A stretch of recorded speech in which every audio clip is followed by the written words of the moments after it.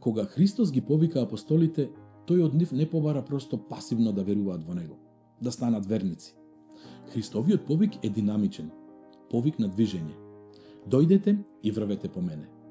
И тука нема статичност, зашто тоа е повик на промена.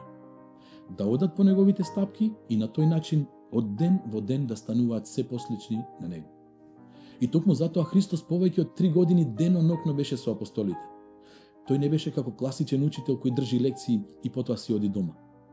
Тој ги држеше блиску до себе за да можат да научат како вистински се живее, како се љуби, како се простува, како се носи крстот и како се исполнува Божјата волја.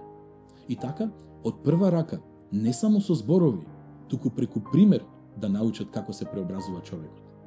Зошто вистински ученик не е човек кој само ги слуша зборовите на учителот. Вистински ученик е оној кој го усвојува начинот на живот на својот учител. Токму затоа христијанството уште од самиот почеток не е само систем на верување, туку живот со Христос и во Христос.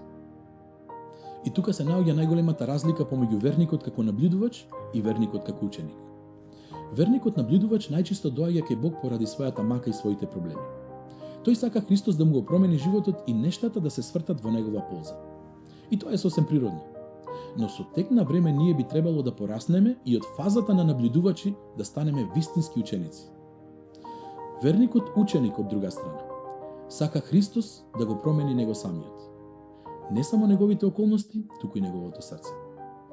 Тој не прашува само што можам да добием од Бог, туку каков човек Бог ме повикува да станам. Ученикот се вклучува во процесот. Тој сака да биде блиску до Христос, да учи од него. Ученикот не се задоволува само со дарот, туку го бара дарителот.